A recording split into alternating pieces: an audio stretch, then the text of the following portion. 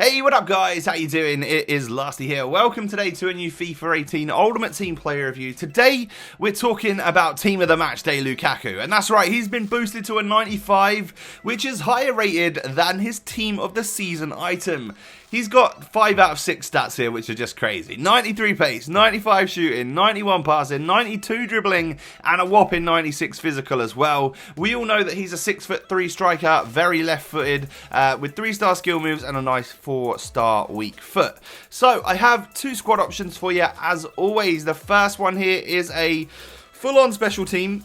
Full-on Premier League, lots of Team of the Season players in there, of course, and, well, beforehand, I had either 97 Aguero or Team of the Season Lukaku in there, so you can just trade him out for the 95 pink and yellow version. And then this is the squad that I actually used him in. Another mega team. I mean, a 95 rated Lukaku deserves to play in a mega squad, right? And this one's the Dream Strike Force with him and R9 up top. So, moving on in to the in-game stats then. I think someone who's got 5 out of 6 stats well into the 90s.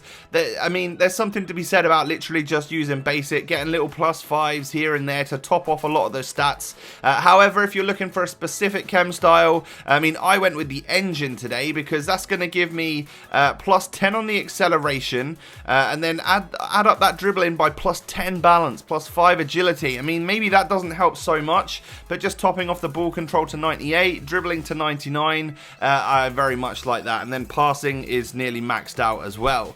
So we move on in to all of the goals that I was able to score with the Belgian. Now there is a long old list of positives and there's also some negatives as well, and we can start with those negatives first. Agility and balance. So I tried obviously to boost them as much as I could with the engine chem style. I would say that it was just unsuccessful. A player like Lukaku, a big old beast who's 6'3", I don't know, he's just never really going to be very agile or have a huge amount of balance, is he? So it just was unsuccessful. I tried and it just didn't make him a particularly agile player.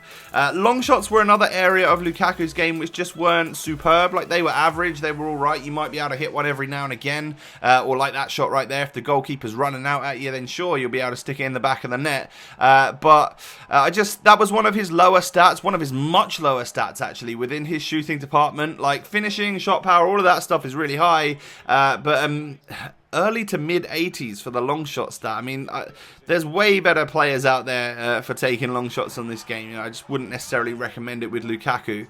Skill moves are only 3-star, and with a player like this who is lacking a little bit in agility and balance, you've sort of got to do quite a lot anyway.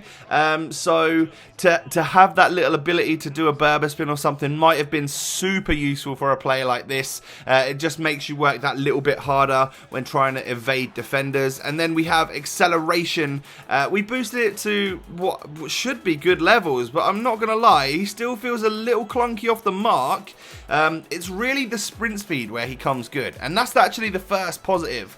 We're talking like 99 sprint speed, which is brilliant. You know, once he gets going, it is so very difficult to stop Lukaku. He's too strong and he's too quick once he gets going for any defender in their right mind to even go near him.